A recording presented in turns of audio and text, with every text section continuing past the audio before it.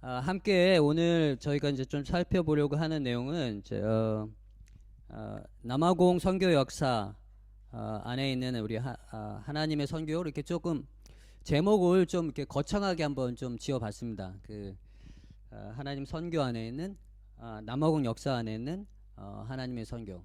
예, 이렇게 보이시죠? 제목? 예, 그거 누르시면 예, 보이시죠? 예. 어, 제가 그 설문조사를 한번 했습니다.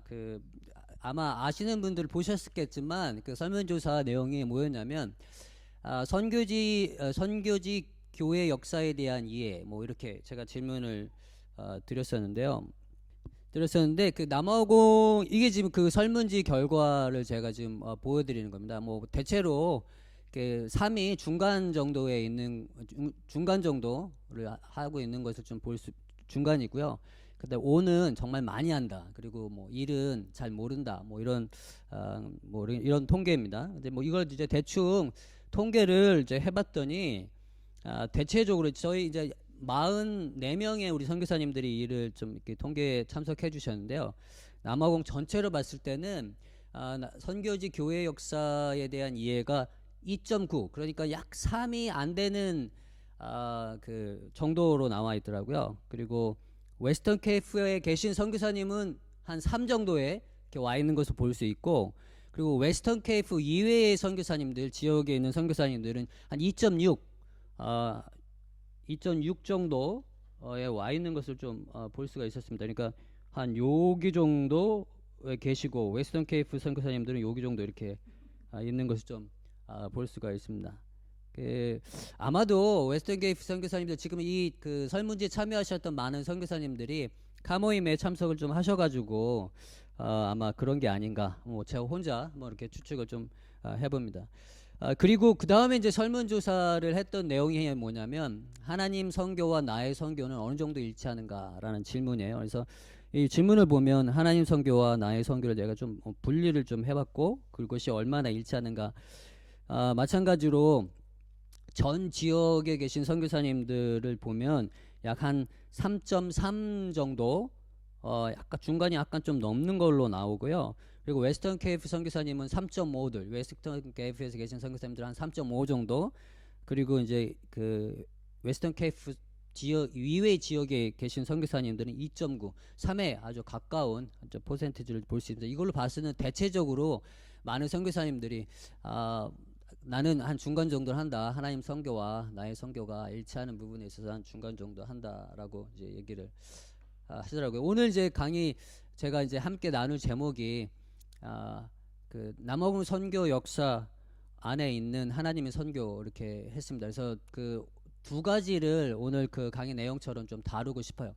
그 데이비드 보시가 쓴 그 트랜스포밍 미션 변화하는 선교라는 책에 보면 목차가 이렇게 크게 세 가지로 되어져 있습니다. 첫 번째가 신약의 선교 모델들 뭐 약간 이론적인 부분을 좀 얘기하고 있고요. 그리고 성경에 나와 있는 선교에 대한 얘기를 하고 있고, 2부가 두 번째가 뭐냐면 선교의 역사적인 패러다임들, 이건 이제 역사적인 이야기들을 쭉 이제 하죠. 그래서 굉장히 책 자체가 방대하고 뭐 너무 좋은 책이라고 뭐 선교학에서 반드시 다뤄야 될 책으로 이제 이야기를 하죠. 데이비드 부시 책을요.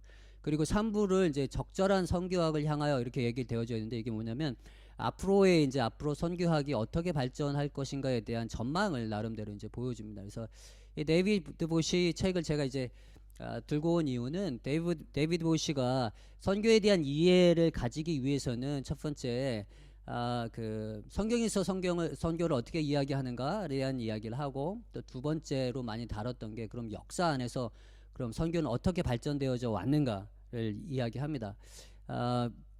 뭔가 좀 전체적인 안목을 보기 위해서는 먼저 그 선교 역사를 다루는 이유 중에 하나가 하나님이 어떤 일을 선교 역사 안에 어떤 일을 행하고 계셨는가를 좀 보기 위해서가 아닌가 생각이 듭니다. 어, 나름대로 이렇게 나름대로 제가 이거를 좀 정리를 좀 해봤거든요. 그래서 제가 5개로 한번 구분을 해봤습니다. 접촉의 시대, 개척의 시대, 그 다음에 이제 성장의 시대, 그 다음에 선교 정책기, 그 다음에 원주민 기독교 확장 시대, 뭐 이렇게 한번 나눠봤고요. 그리고 색깔을 보면 그린색 있잖아요. 초록색은 이제 남아공 역사를 이야기하고 있고, 그 다음에 파란색은 그 선교 역사를 좀 얘기를 했고요. 그 다음에 이제 그 핑크색이죠. 예, 핑크색. 이 핑크색은 그 시대에 있어 하나님이 또 사용하셨던 인물들에 대한 부분들을 조금 나름대로 또 조명을 해봤습니다. 그리고 마지막으로 빨간색은 하나님이 그 시대에 어떤 선교적 툴을 사용하셨는지, 남아공 안에 어떤 선교적 툴을 사용하셨는지에 대한 이야기를 조금 했습니다. 그래서 5가지로 제가 한번 시대를 좀 한번 구분해봤고요. 그래서 요거를 바탕으로 해서 함께 좀 이야기를 하려고 합니다. 동인도 회사에 대한 이야기를 뭐 좀 하려고 하면, 동인도 회사는 그 사실 이제 국영기업이잖아요. 그래서 국영기업이 가지고 있는 의미는 그 어떤 지역을 가든 간에 거기 외교권과 그 다음에 이제 군사권을 이제 가지고 그 나라를 대표하면서 사실 움직입니다. 그래서 동인도 회사가 유럽에 한 7개 정도 있었는데 제일 먼저 만든 게 사실 영국 동인도 회사래요. 그리고 이제 2년 후에 1602년에 네덜란드 동인도 회사가 이제 만들어졌는데, 뭐 우리가 동인도 회사 하면 영국 동인도 회사보다는 네덜란드 동인도 회사가 우리에게 더 익숙하지 않습니까? 그리고 또 이 동인도 회사를 통해서 네덜란드가 약 17세기 그 해안권을 거의 패권을 이제 지배하다시피 합니다. 그리고 18세기 중반까지 패권을 지배하다가 결국은 이제 영국이 그 패권을 이제 해안권 패권을 좀 넘겨받는 어떤 그런 것을 좀 볼 수 있습니다. 그래서 동인도 회사가 이제 남아공에 이제 처음 이제 들어오기 시작하죠. 그 들어올 때가 얀판 리빅 잘 아시잖아요, 그렇죠? 뭐 우리 선교 역사를 통해서 좀 다루었으니까 뭐 깊게 다루지 않고요. 그 다음에 이제 남아공 안에 최초의 총독이라고 할 수 있죠. 그 시몬 판다스텔이 이제 그 이곳의 총독으로, 그리고 기지를 이제 점점 확장돼 나가는 것을 좀 볼 수 있습니다. 이제 이 지도를 보면 3가지 지역으로 이제 좀 구분되어져 있는 것을 좀 볼 수가 있습니다. 그 첫 번째가 이제 케이프 콜로니, 그리고 난 다음에 그 꼬이산 지역이 있고, 그 다음이 어디죠? 저기 그 반투, 서든 반투, 뭐 우리가 아는 뭐 꼬사나 줄루족 사람들이 이제 있는 것을 볼 수가 있습니다. 여기 보니까 이 처음에 동인도 회사 정착민들이 이제 들어오기 시작하면서 그곳에서 농사를 짓고 시작하죠. 그러면서 잠깐 그 자주 이 꼬이산들과 그 마찰이 이제 자주 일어나기 시작합니다. 그러면서 그 꼬이산과 했던 자유무역 거래를 조금 뭐라 그러죠? 금지시키고요. 그리고 뭐 그런 여러 가지 어떤 과정들이 좀 있었습니다. 그러면서 그 꼬이산 인구가 좀 급격히 좀 줄어드는 일들이 있었는데, 그 일이 그 천연두가 유럽인에 의해서 천연두가 이제 그 꼬이산 그 안에 이제 들어오기 시작한다고 합니다. 그러면서 이제 많은 사람들이 죽고요. 그리고 또 많은 그 꼬이산들이 백인 그 정착민 농장의 노동자로 이제 흡수되어지고 뭐 그런 과정들을 볼 수가 있습니다. 이게 이제 이렇게 해서 이제 동인도 회사가 가지고 있었던 어떤 그때 당시 역사적 배경을 좀 잠깐 얘기를 했고요. 그 다음에 그 더치 리폼 처치하고 위그노에 대한 이야기를 이제 본격적으로 이제 기독교 역사를 좀 얘기를 해보면, 남아공 최초의 기독교 공동체는 그 더치 리폼 처치겠죠. 그 동인도 회사의 그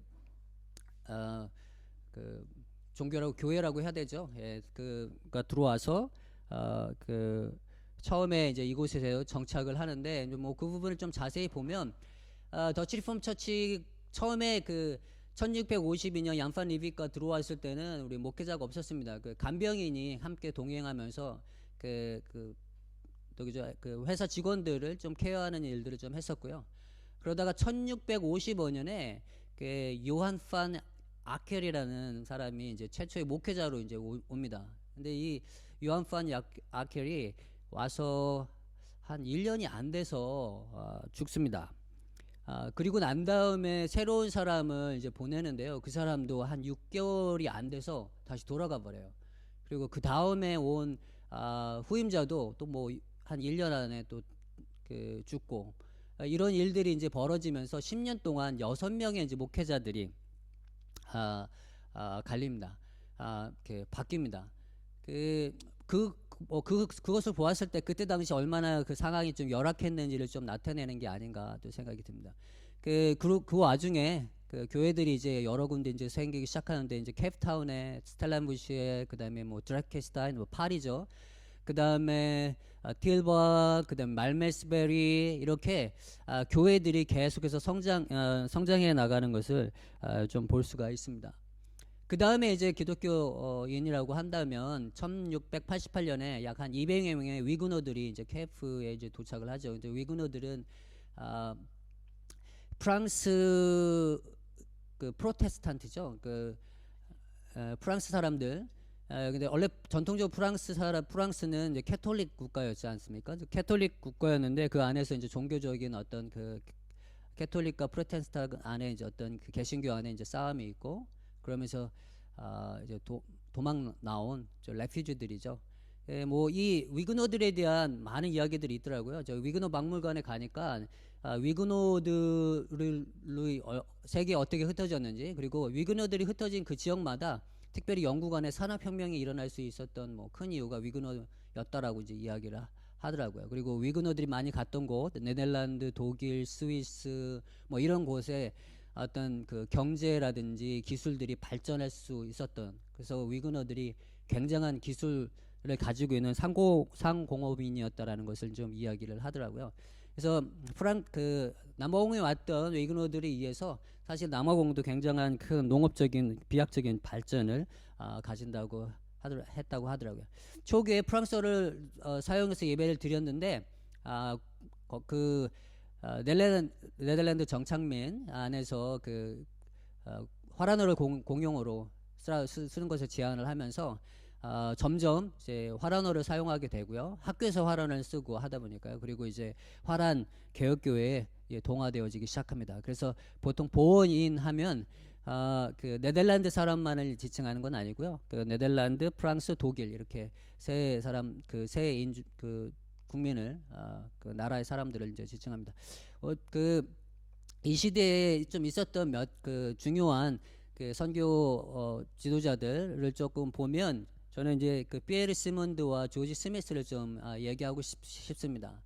그러니까 피에르 시몬드는 그 위그노 목회자였습니다. 그 사람이 이제 1689년에 단독 목회를 이제 시작을 해요.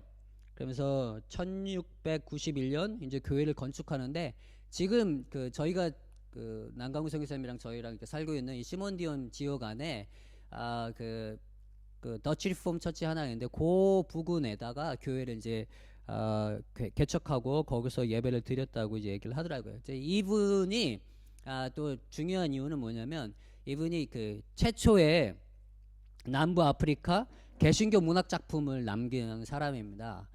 이분이 그 1698년인가 이제 다시 이제 돌아가는데요. 그 돌아갈 쯤 됐을 때 이분이 돌아갔던 이유가 뭐냐면, 자기가 그동안 만들어 놓았던 그 책 하나를 좀 출판하고 싶어서 이제 돌아갑니다. 그리고 이 출판물이 실제로 출판이 됐다가 1998년인가 러시아에 있는 어떤 박물관, 어떤 도서관에서 이분 책이 이제 발견이 됩니다. 그러면서 아프리카에서 만들어진 최초의 작품이다라고 이제 알게 되어지죠. 그래서 요분의 그 책 제목을 보면 부러워서 제가 읽을 수가 없습니다. 이렇게 읽을 수가 없는데 두 가지로 좀 이렇게 나눌 수가 있어요. 뭐 less Africans 뭐 이렇게 끝에 아프리카라고 되어져 있는, 그리고 그 다음에 less Vella 아니죠 그 다음에 데이비드, 뭐 우리가 볼 수 있는 단어 데이비드 이렇게 있죠. 그 부분 이렇게 좀 나눠져 있는 것을 볼 수가 있는데, 여기서 그 두 파트로 나눠져 있는 단어가 뭐냐면, 사실은 뒷부분은 프랑스 그 제네바 켈빈 찬송가 타이틀입니다. 그러니까 앞에 있는 거는 그 번역을 하면 이런 거죠. 뭐 철야하는 아프리카 사람이 그 부른 찬송가 뭐 이렇게 번역을 할 수가 있겠죠. 예. 그때 당시 이제 캘비니스트들이 그 캘빈이 만들어 놓은 찬송가를 이제 캘빈이 특별히 이제 주장했던 게 뭐냐면 성경을 가지고 우리가 찬양을 해야 된다라고 해서 시편을 가지고 찬양집을 만드는데요. 그 시편 찬양집이 좀 오래돼서 그때 당시 그 이민 온 그 위그노 있는 그 가정 안에 그 뭐라 그러지 그 불어가 너무 좀 어려운 거예요. 그래서 그때 당시 사람들이 이해할 수 있는 쉬운 불어로 좀 번역해서 만들어 놓은 작품입니다. 그래서 제가 생각하기엔 이분이 남부 아프리카 최초의 예배 인도자가 아닌가. 예. 그래서 우리 남강훈 선교사님 여기서 시몬 디옴이라는 총구석에서 찬양 인도자로 세계적인 찬양 인도자로 있을 수 있는 이유가 이런 어떤 기운을 받아서 그렇지 않은가? 예, 예. 또 이렇게 생각을 나름대로 해봅니다. 예. 예.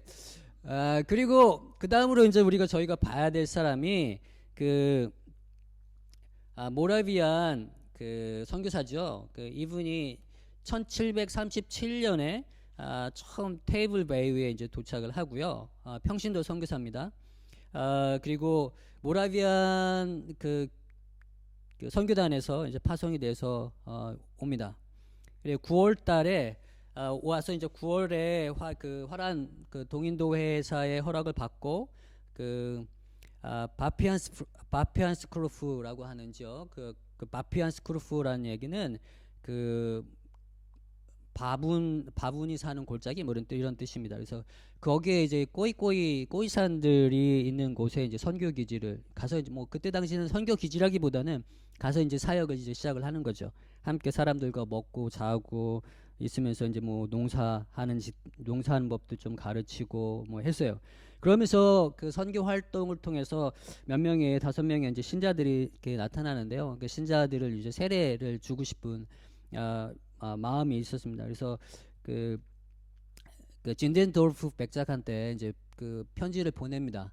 이런 사람들이 있는데 어떻게 했으면 좋겠습니까? 했더니 당신은 충분히 그 목회자의 자격이 있는 사람이다라고 하는 편지를 받고 목사는 이제 안수를 이제 줍니다. 그러나 이제 그때 당시에 있었던 화란 교회, 스텔렌부시 이쪽에 있었던 교회, 그다음 이런 데서 교회 지도자들이 이분이 이제 평신도가 안수 주는 문제를 가지고 굉장히 이제 그 문제를 이제 삼기 시작합니다. 그래서 1744년에 안수를 받기 위해서 화란으로 좀 다시 이제 돌아갑니다.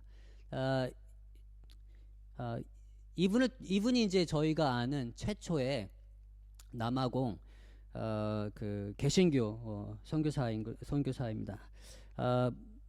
이렇게 이제 우리가 좀 피에르 시몬드 그다음에 조지 스미스를 이렇게 좀 살펴봤고요. 그 다음에 저희가 이제 살펴봐야 될 것이 개척의 시대를 얘기를 좀 하고 싶습니다. 개척의 시대는 19세기를 이야기합니다. 19세기에 영국이 이제 영국 식민지가 이제 본격으로 이제 시작이 되죠. 이제 그 더치 콜로니에서 영국 이제 콜로니로 넘어가고 그리고 또 그 안에 이제 노예 해방과 그다음에 트랙부어가 이제 그 위쪽으로 올라가는 일들 그다음에 흑인 사회 안에서는 이제 은폐까네라고 하는 정말 그 힘든 상황들이 계속해서 이제 일어나기 시작합니다. 1806년에 영국이 이제 공식적으로 케이프 콜로니를 이제 시작하고요. 점령을 시작하고요. 그리고 노예제도가 이제 폐지되어지기 시작하죠. 1807년에 노예무역금지법이 발표가 되고 그다음에 1834년에 노예제도가 이제 폐지가 되고 약 7만 명의 노예들이 해방이 되었다고 합니다. 그리고 그 아프리카너들의 이제 대장정이 이제 움직이기 시작합니다. 그러면서 나탈 공화국 우리가 배웠듯이 그 전에 살펴봤듯이 그다음에 트랜스팔 공화국, 그다음에 오렌지 공화국 이렇게 보호들의 국가들이 차례대로 생기는 것을 좀 볼 수가 있습니다. 그리고 은폐까네라고 하는 1810년부터 1860년 사이에 그 샤카 줄루가 그 팽창하면서 주변에 있는 꼬사들 아니면 다른 어떤 그 부족들을 좀 통합해 나가는 어떤 과정들 안에 많은 사람들이 힘들고 조금 어려운 어떤 시간들을 좀 보내고 땅이 황폐화되어지고 많은 피난민들이 생겨나는 어떤 역사들을 있었습니다. 어떤 이런 역사들 사이 안에서 사실 저희들이 이제 우리 그 선교를 조금 바라봐야 되는데요. 첫 번째 저는 좀 메인라인 처치와 그 다음에 이제 선교 단체들을 좀 살펴보고 싶습니다. 일단 이제 메인라인 처치라고 얘기를 하면 화란 교회, 개혁교단, 그 다음에 루터교회, 그 다음에 이제 성공회 이렇게 좀 볼 수가 있는데요. 일단 이제 그 화란 개혁교단은 이 트랙 부어들이 그 위쪽으로 올라가는 어떤 과정 안에서 교회가 세 개로 이제 분열되어지는 것을 좀 볼 수가 있습니다. 그래서 교회 이름을 보면 저희가 뭐 DRC라고 하는 것은 이제 영어죠. 영어, 그러니까 더치 리폼 처치. 원래 이제 그 아프리칸스는 NGK라고 NGK라고 얘기를 하죠. 그래서 Near Deutsches Near the Deutsches Reformed Kirche. 정확한 발음 아닙니다. So NGK, so NGK 보통 이제 얘기를 하는 교단 이게 처음에 이제 하란 정착민들이 이제 들어와서 이제 시작한 교회고요. 이제 영어로는 더치 리폼 처치라고 이제 이야기를 합니다. 이 교회가 그 영국에 있는 그 교구로부터 네덜란드죠. 죄송합니다. 네덜란드 교구로부터 1824년에 이제 독립을 합니다. 그래서 사실 최초의 인디펜던트 처치라고 볼 수가 있죠. 왜냐면 이제 화란 교회하고 이제 인연을 끊고 아프리카에서 독립된 하나의 어떤 그 교단으로 섰기 때문에 그렇죠. 그 그 대장정이 있었을 때 그 보호인들이 움직여 나가는 것을 사실 엔지케르크 그 더치 리폼 처치에서는 좀 반가워하지 않았습니다. 사실 반대했습니다. 그러나 이제 이 사람들이 이제 그 영국 식민지의 어떤 그런 어떤 그 지배 안에 있는 것을 참 힘들어했기 때문에 위로 올라가고요. 또 올라가면서 그들이 영국에서 사실 이제 스코틀랜드 목사님들을 이제 데려오기 시작하거든요. 본인들이 그 지배하기 시작하면서부터. 그래서 스코틀랜드에 있는 그 프로테스탄트 그 리폼드는 우리가 좀 받아들일 수 없다는 어떤 입장들을 조금 가지고 있었습니다. 그 위로 올라갔던 보호인들이요.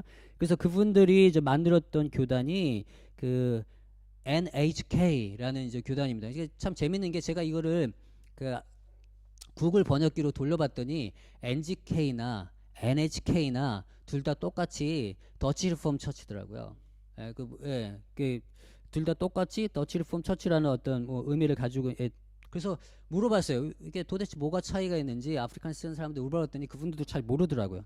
어쨌든 간에 그래서 정확한 영어식 명칭은 더치 리폼 처치 사우스 아프리카 이렇게 좀 바뀝니다. 그러니까 NGK는 더치 리폼 처치 이렇게 얘기하고 NHK는 영어로는 더치 리폼 처치 사우스 아프리카. 그래서 이 교회가 대부분 하우탱 지역에 있고요. 하우탱에 약 한 243개. 그러나 이제 웨스턴 케이프에는 한 14개 정도밖에 좀 없는 것을 좀 볼 수가 있습니다. 이게 이제 이 교회가 사실 이제 위에서부터 이제 인정된 교회이죠. 그 보호 콜로니, 그러니까 보호인들이 세운 공화국 안에서 특별히 이제 트랜스팔 공화국 안에서 1860년대에 자기들의 공식적인 교회로 이제 인정을 이제 하기 시작합니다. 그리고 그 다음에 이 NHK라는 교회가 그 사실 이제 네덜란드에서 온 목사님을 통해서 이제 본격적으로 이제 시작이 되어지는데요. 이제 네덜란드에 오신 목사님이 찬송가를 그 네덜란드에서 불렀던 찬송가를 이제 부르기 시작하는데 그 찬송가의 내용이 좀 그 원래 있었던 그 보호인들 입장에서는 좀 받아들이기 좀 어려운 부분들이 조금 그 교리적으로 어려운 부분들이 좀 있었나 봐요. 그래서 그분들이 또 갈라져 나온 게 GK라고 얘기죠. 그 N을 네덜란드를 뺀 그 GK라고 하는 이름으로 이제 교단이 또 하나 이제 생겨나기 시작합니다. 이 사람들을 이제 역사책에서는 도포라고 하는데 이 굉장히 그 근본적인 아주 그 근본적 신앙을 가지고 있는 그 네덜란드 기독교인이라는 사실 저 의미를 좀 가지고 있습니다. 그래서 이분들이 1859년에 이제 따로 교단을 좀 만들어서 시작을 하는데요. 그 이제 그 교단의 그 신학교가 그 포체스트롬이 됩니다. 그래서 이렇게 세 개의 교단으로 나눠져 있고요. 지금 그 역사를 살펴보니까 1880년대 경에 그 NGK 그 더치 리폼 처치 그 웨스턴 케이프에 있었던 그 교회가 위쪽으로 많이 이제 사실 이제 전도하고 올라가요. 그러면서 NHK에 있었던 많은 사람들이 NGK에 이제 합류하고 또 합류하지 않았던 사람들이 지금 이제 NHK의 그 교단에 이제 남아 있게 되어집니다. 이게 이제 화란 개혁 교단이 이제 이렇게 세 가지로 나누어서 이제 분리되어지는 과정이 그 트랙부어들이 위로 올라가면서 보호공화국들이 생기면서 나타난 어떤 교회의 어떤 현상들입니다. 그리고 이제 루터런 교회가 이제 또 볼 수가 있는데, 루터런 교회는 그 네덜란드 식민지 그 시기에 원래 사실 종교 자유가 없어서 오직 그 NGK 그 네덜란드 그 리폼 처치만 인정되었었는데요. 근데 많은 동인도 회사의 사람들이 독일 사람들이었습니다. 그래서 이 독일 사람들이 계속 이제 부탁을 해요. 이렇게 요구를 해요. 우리도 우리 루터런 교회가 좀 있었으면 좋겠다 해서 1779년 그러니까 그 영국 식민지가 일어나기 전에 루터런 교회를 이제 허락을 합니다. 그러면서 최초의 그 루터런 교회 목사님 안드레아스 클벨이라는 사람이 이제 부임하고요. 그리고 주로 동인도 회사 직원들과 정착민을 대상으로 사역을 합니다. 나중에 후에 그 트랜스파일 지역 위쪽에 올라가서 저 선교를 좀 활발히 했다고 이야기를 하더라고요. 그 다음에 이제 뒤늦게 들어온 곳이 이제 영국 성공회입니다. 1806년 이후에 남아공이 이제 들어오기 시작하는데요. 남아공 성공회 최초의 선교사는 윌리엄 라이트 신부라는 분이고요. 그 1821년 그 도착해서 케이프타운에 있는 와인버그의 교회와 학교를 세워서 여기 마찬가지로 영국 관리들을 중심으로 이제 사역을 합니다. 그리고 CMS라고 이게 처치 미션 소사이티인데 이거는 이제 영국 성공회 교단 이제 그 선교회거든요. 근데 거기에 프란시스 오웬 선교사님이 계신데 이분이 사실 그 트랙부어 그때 당시 그 트랙부어들이 거기 나탈 지역에 들어가서 학살당하는 일이 있었는데 그 학살의 현장에 함께 있었던 선교사님이기도 합니다. 1848년에 알버트 그레이가 남아공 최초의 이제 비숍이 되면서요. 재밌는 건 영국 성공회가 소속이 영국 성공회 소속이 아니라 말이 좀 이상한데 그 영국 성공회가 인도에 그 선교로 간 선교사로 간 그 만들어진 성공회 인도 성공회에 소속되어져 있었습니다. 그러다가 이제 그 인도 성공회에서 이제 벗어나서 남아공 자체적으로 이제 성공회를 이제 하게 되어지기 시작하죠. 그러면서 이제 나중에 이 그 성공회도 트랜스파일 지역에서 선교를 좀 아주 활발하게 일어나는 것을 좀 볼 수가 있습니다. 아까 보셨듯이 이 메인라인 처치라고 얘기하는 더치 리폼 처치, 그 다음에 이제 독일 루터런 교회, 그 다음에 영국 성공회 다 모두 초점이 어디 있었냐면 그 자국민들에게 있었습니다. 이게 그 정착민들을 위한 초기 사역을 주로 했던 것을 좀 볼 수가 있습니다. 그 이후에 이제 선교 단체들이 쭉 이제 들어오기 시작하는데요. 그 선교 단체들을 보면 LMS 1799년 그러니까 사실 그 런던 미션 소사이티인데 이 런던 미션 소사이티의 선교사님들이 가장 많이 사실 활발하게 아프리카에서 이제 활동을 합니다. 그래서 최초로 LMS 선교사님들이 이제 들어오기 시작하고 그 다음에 이제 그 웨슬리안 메소디스트 미셔너리 소사이티, 그래서 웨슬리안 감리교 선교회가 이제 생기고요. 그 다음에 GMS 이건 글라스고 선교회, 이거는 이제 스코틀랜드 이제 선교 단체고요. 파리 복음 선교회 이거는 아시다시피 이제 프랑스 선교회고요. 그 다음에 RMS 이거는 그 레니시 이거는 그 독일이죠. 예, 독일 선교회. 그 다음에 그 BMS 베프티스트 미셔너리 소사이티 이건 또 영국 선교회입니다. 그들이 이제 들어오고요. 그 다음에 아메리칸 보드 오브 더 커미셔너 오브 Foreign Missionary, 이거는 이제 미국 선교회 이렇게 해서 차례로 이제 그 선교 단체들이 들어오는 것을 좀 확인할 수가 있습니다. 이제 좀 인물들을 좀 살펴보고 싶은데요. 먼저 요하네스 테오도로스 판달캠프라는 분이에요. 이분이 그 LMS로 본다면 이제 최초의 선교사입니다. 그리고 그 영국이 식민 지배를 시작하면서부터 이제 허락한 최초의 이제 선교사이고요. 이분이 원래 저 군인 장교 출신이었습니다. 근데 이제 중간에 뭐 영국에 가가지고 뭐 의사 자격증도 따고 공부도 하고 해서 또 의사로 또 활동을 좀 합니다. 그러다가 이제 사건이 하나 있는데 자기 와이프하고 그 딸이 그 보트 사고로 이제 죽는 사건이 생깁니다. 그러면서 본인이 이제 선교사로 헌신하고 또 선교사로 이제 나오기로 이제 결정을 합니다. 그래서 1799년 3월에 케이프타운에 이제 도착을 하고요. 이분의 이제 그 주된 어떤 삶의 어떤 그 삶을 통해서 볼 때 노예제도를 반대했던 삶을 좀 볼 수가 있습니다. 그때 당시 이제 노예제도가 아직 폐지되기 전이니까요. 그리고 그 식민지들이 그때 당시 그 식민지가 가지고 있는 경계를 넘어서 그 꼬사족들에게 가서 이제 일하기도 하고요. 뭐 사역은 열심히 했다고 합니다. 근데 사역을 열심히 많이 했는데 사역이 굉장히 좀 성공적으로 이루어지지는 않았다고 그 역사에서는 얘기를 하더라고요. 그리고 1803년에 꼬이꼬이들을 위한 사역을 위해서 베더스트로프 선교기지를 이제 시작을 합니다. 이 베더스트로프 선교기지가 피에 있죠.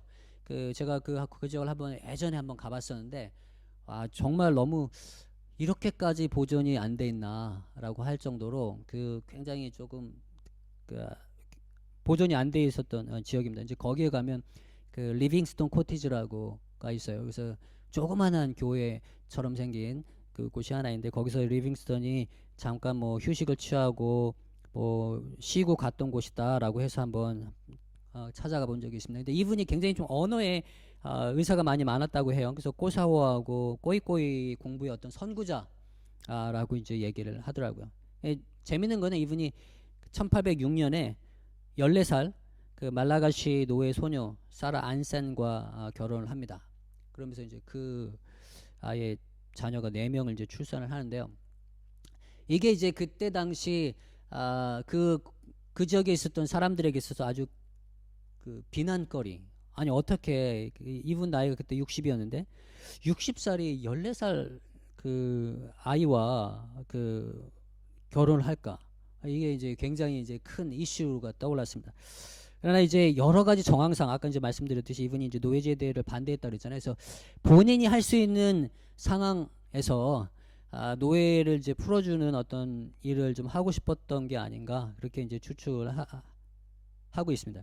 그래서 그 노예를 사라 안센은 노예를 사서 또 해방을 시키고요. 또 결혼을 하고 자녀를 출산하고 이렇게 해서 나름대로 사라 얀센이 이제 출산을 했겠죠. 예. 그래서 이렇게 했던 분이라는 겁니다. 그래서 1811년에 케이프타운에서 이제 사망을 합니다. 그 다음 이제 살펴보고 싶은 분이 윌리엄스 앤더슨이에요. 이제 윌리엄스 앤더슨은 칼라인들을 위한 사역을 굉장히 많이 했는데 이분이 최초의 남부아프리카 영국인 선교사입니다. 그러니까 LMS 소속 선교사인데 아까 봤던 우리 누구죠? 캠프 그 아저씨 우리 할아버지는 그 네덜란드 사람이었어요. 그 네덜란드 사람인데 그래서 파송을 2군데서 받아요. 네덜란드 그 선교회하고 그 LMS 영국 선교회에서 2군데서 파송받아서 나온 사람이에요. 그러나 이제 이분은 윌리엄스 앤더슨은 이제 최초의 영국인 선교사입니다. 이분이 이제 1801년에 케이프 콜로니 경계선을 넘어서 그리과 사람들이 사는 곳에 가서 이제 사역을 해요. 그래서 이 그리과 랜드는 칼라인들의 정착지입니다. 그러니까 그때 당시 노예였던 사람들이 탈출하고 그 다음에 백인과 또 흑인들 사이에 나왔던 혼혈인들, 그리고 꼬이꼬이들 이런 사람들이 모여가지고 하나의 어떤 그 그룹들이 되어져 있는데 이 그룹들이 그리카랜드 그 지역, 그리카 그 지역에, 그리카 웨스트 지역에 가서 이제 정착을 하기 시작합니다. 그래서 사실 그 케이프 콜로니와의 어떤 정치적인 어떤 문제들, 그리고 그리카랜드를 어떤 독립적인 하나의 자치 지역으로, 자치주로 만들어 가는데 이 윌리엄 앤더슨 선교사님이 이제 굉장히 많이 이제 그 공을 많이 하셨고요. 그러나 이제 이분이 사역을 하면서 이 총각으로 이분이 이제 사역지에 들어오는데 총각으로 오셔서 그 남아공에 있는 그 위그노 그 후손인 여자와 요한나라는 여자와 이제 결혼을 이제 하고 그리고 이제 사역을 계속 이제 뭐 진행을 합니다. 그 함께 사역했던 영국인 그 제임스 리드라는 사람이 그때 당시에 그 성적인 죄를 그 선교 단체 안에서 이제 지고 벌어지기 시작해요. 그러면서 그거에 대한 책임을 본인이 좀 그 지고 거기서 그 그리카랜드 그 사역지 LMS 사역지에서 나와서 다른 지역으로 이제 조지 지금 웨스턴 캐프에 있는 조지 파카스트로프라고 하는 지역으로 좀 옮겨서 거기서 또 꼬이산과 칼라인을 위해서 한 30년 동안 사역을 했다고 얘기를 합니다. 그래서 이분을 통해서 두 개의 선교 기지들이 또 세워져 나가는 것을 좀 볼 수 있습니다. 다음은 이제 사실 선교사들의 이제 전설이죠. 이분이 또 데이비드 모펫 이분도 이제 LMS 선교사로 남아공에서 파송돼서 이제 들어오고요. 1820년에 그 케이프타운에 있는 그리카타운 그 윌리엄 우리 선교사님이 이제 계셨던 만들었던 거기에 있다가 쿠르만이라고 하는 곳에 이제 정착하기 시작합니다. 그래서 이분이 베쭈아나인들을 위해서 그 성경을 이제 번역을 해요. 그래서 쭈아나어로 성경 전체를 번역하고 그 다음에 철로역정까지 이제 번역을 하고 그리고 심지어는 그 줄루족들이 계속 그 찌아나족들 베쭈아나에게 막 오고 막 이렇게 공격하고 하는 그 상황 가운데서 보호하기 위해서 막 그 사람들에게 막 무기도 공급하고 막 싸울 것을 얘기하고 막 했던 선교사입니다. 이 쿠르만이라고 하는 선교 기지는 사실 아프리카 선교 역사 안에 굉장히 중요한 부분이죠. 우리가 잘 아는 데이비드 리빙스톤이 또 로버트 모펫의 그 사위였죠. 그래서 데이비드 모펫은 한 정착지에서 오래 있으면서 그 주변 사람들을 선교하고 그 지역인들을 위한 선교를 하고 그 다음에 뭐 성경을 번역하고 약간 좀 정적인 사람인데 그 지역을 잘 벗어나지 않는 사람인데 그 사이가 보기에는 그 장인이 굉장히 좀 가만히 있는 사람이었던 것처럼 보였을 것 같아요. 그래서 또 데이비드 리빙스턴은 위쪽으로 계속 올라가서 선교 탐험을 하기 시작하고 더 많은 부족들을 만나기 시작하고 그렇게 이제 사역을 했다고 합니다. 그러나 뭐 아시다시피 데이비드 리빙스톤이 가지고 있는 어떤 선교사의 어떤 입장에서 바라봤을 때 그렇게 좋은 모델은 아니었다라고 이제 이야기를 합니다. 이렇게 제가 그 세 사람을 좀 우리가 좀 살펴봤습니다. 이때 당시에 있어서 하나님이 사용하셨던 어떤 그 선교 형태는 선교 기지를 통해서 했다라는 거죠. 그 베델스트로프 선교 기지, 그리카타운, 그 다음에 파카스트로프 기지, 쿠르만, 뭐 러브데일 이런 여러 가지 선교 기지들이 이때 당시에 이제 막 생겨나기 이제 시작을 합니다. 그래서 허나던 달은 그 말씀드렸듯이 처음에 남아공 이제 그 조지 스미스 그 최초의 선교사 어떤 이분이 이제 거기서 사역을 시작을 했는데 돌아가죠. 돌아간 다음에 50년 후에 4명의 또 그 선교사님들이 오기 시작합니다. 그래서 그러면서 이제 그 안에 그 뭐 참 아름다운 이야기들이 많이 있죠.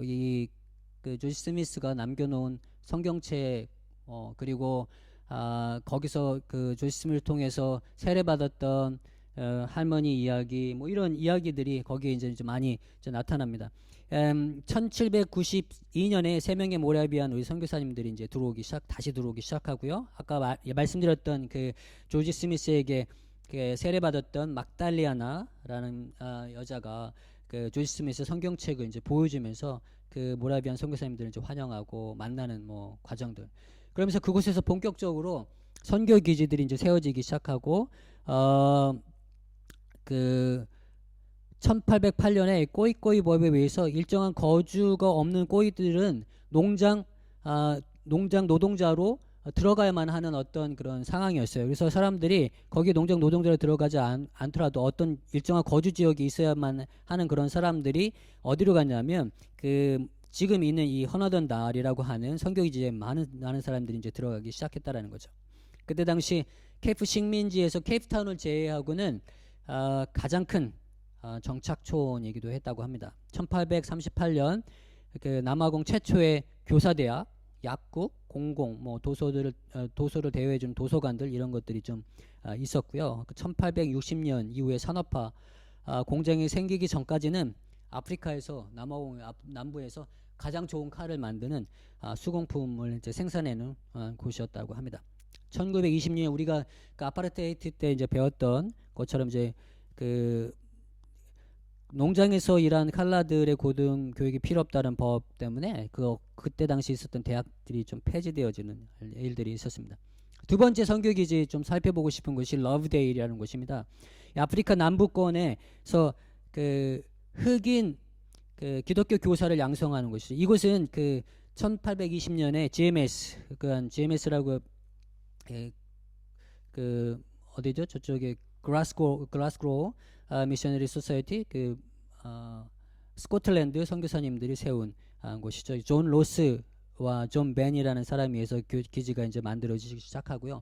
이곳에서 남아공 최초의 흑인 목사인 티오소가가 나오고 그리고 남아공 최초의 흑인 선교사들이 배출되어집니다. 좀 티오소가에 대해서 좀 살펴보고 싶은데 티오소가는 1829년에 그 이스턴 케이프 추장의 아들로 이제 태어나고요. 1844년 러브데일의 신학교에 뭐 신학교라기보다는 뭐라 그러죠? 그 세컨드리 스쿨이죠. 세컨드리 스쿨에 이제 입학을 하고요. 그 다음에 1846년에 스코틀랜드로 그 공부하러 갑니다. 그래서 1856년 27살에 글래스고우 대학에서 신학 학위를 받고 남아공 최초의 장로교 목사가 되어집니다. 스코틀랜드 여자와 결혼을 해서 7명의 아이를 좀 두었고요. 그리고 1871년 하나님의 부름을 받습니다. 이 사람을 통해서 그 지금 이제 꼬사족들이 많이 부르는 많은 찬송가들이 이제 만들어졌고요. 그리고 계속해서 흑인들을 위한 많은 사역들을 이분이 했다고 이야기합니다.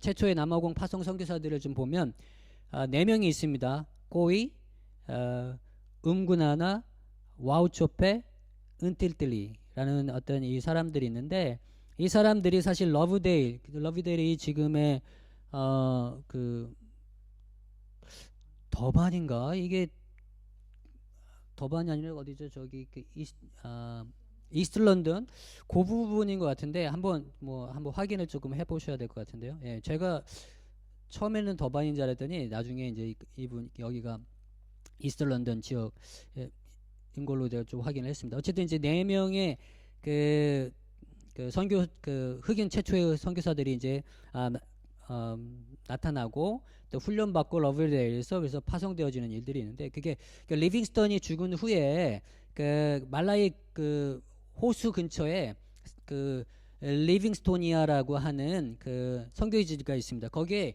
로버트 로스라는 사람이 그 사역을 하고 있었는데요. 사역자가 필요해서 러브데일에 이제 요청을 합니다. 그래서 4명의 꼬사 청년들을 1876년에 말라이 선교사로 파송을 합니다. 근데 사실 제가 말라이 선교사라고 얘기를 해서 선교사이지 그때 당시에는 정식 선교사로 파송됐던 것은 아니라고 이야기를 하더라고요. 어쨌든 뭐 좀 슬프죠. 예. 그리고 이제 이분들이 이제 어쨌든 그 러브데일에서 리빙스토니아로 이제 가게 되어지는데 그 와우초페는 말라리아로 가던 중에 이제 아주 굉장히 심한 열병으로 그 환각 증세를 막 나타나고 해서 다시 돌아오고요. 그 남은 3명이 주로 이제 사역을 하는데 그 거기에 있는 은곤이 부족을 위해서 사역을 합니다. 그 은군 하나는 굉장히 이렇게 좀 지적인 사람이고 가르치기를 잘했던 사람이라고 얘기를 하는데, 이 사람이 9개월 만에 열병으로 거기서 이제 죽습니다. 그리고 은티틸리, 그다음에 꼬이는 이제 사역을 마치고 돌아오는데, 그 꼬이만 그 두 번째 사역에 들어가서 이제 사역을 하고요. 그다음에 1886년 그 만성 결핵으로 사망을 했다고 이야기하고 있습니다. 이게 이제 남아공 역사 안에 있는 남아공의 최초 그 흑인 파송 선교사의 역사입니다. 이때 당시 그 선교 기지를 통해서 대부분 이제 선교 사역들이 이루어지는데요. 그 선교 기지가 사실 필요했던 이유는 여러 가지가 있습니다. 특별히 이제 원주민들 그 외부 지역이 워낙 좀 위험하고 그러다 보니까 어떤 기지 안에서 그 보호된 공간 안에서 사역을 아마 했던 것 같고요. 그리고 이제 선교 기지가 대부분 최전방 이 경계선 케이프 콜로니, 그 다음에 이제 그 보통 이제 원주민들이 살고 있는 지역의 최경계선에서 이제 선교 기지들이 이제 만들어지기 시작합니다. 그리고 선교 기지에 들어오고자 하는 사람들은 대부분 그 새로운 문명, 그 다음에 기술, 언어 뭐 이런 것을 배우기 위한 사람들이 이제 그 욕구로 의도로 이제 들어오기 시작하고요.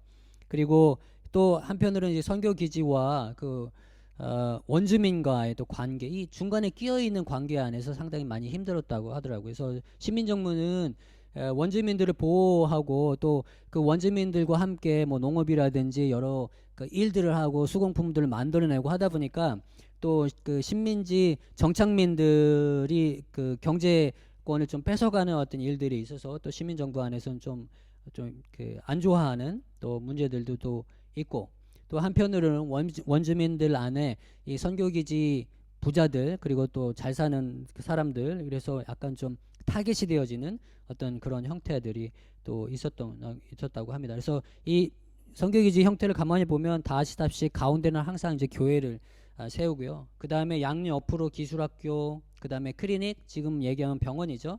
병원을 세우고, 그 다음에 이제 기술을 할 수 있는 뭐 복음을 전하는 인쇄소가 있고, 그 다음에 이제 그 작업장 있고, 그 다음에 뒤쪽에 농장이 있고, 뭐 이런 형태로 이제 지어지고요. 그리고 교회 앞에 있는 항상 도로를 놨는데 그 도로를 이제 처치 스트리트 뭐 해서, 그래서 남아공에 있는 많은 도시들이 이런 어떤 구조들을 조금 가지고 있습니다. 선교기지에 접근하는 그 이유를 보면, 개인들은 일단 땅을 잃고 갈 데가 없는 꼬이꼬이들이 이제 들어오고요. 그리고 해방된 노예들이 또 갈 곳이 없어서 또 들어가고요. 또 영적인 어떤 갈급함, 뭐 새로운 삶을 찾고 싶어서, 자유를 위해서, 안식처를 위해서, 또 새로운 문명을 배우기 위해서 그 신문명의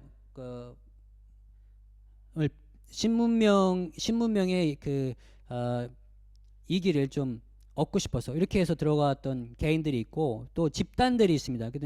그 부족들이 이제 들어가는 경우들이 있는데, 그 부족들이 이제 그 부족의 운명, 특별히 그 영국 식민지, 그 다음에 아프리카너들이 세운 또 아프리카너들 공화국, 뭐 이런 그 사이 안에서 이 부족들의 생존의 문제를 좀 해결하기 위해서 좀 이 주변 정세를 잘 알고 있는 선교사들의 도움을 좀 받고 싶어하는 마음에서 그 선교기지를 세울 수 있도록 땅을 이렇게 내어주고 뭐 해가지고 만들어지는, 그래서 세워지는 선교기지.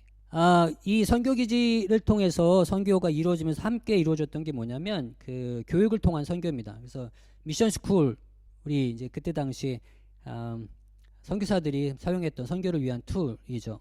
그래서 기독교인들 양성하고, 특별히 그 성경 교사들을 만들어내는데 아주 주력을 했다고 합니다. 그 1841년에는 신민정부가 그 미션 스쿨을 위해서 재정 지원을 하기도 하고요.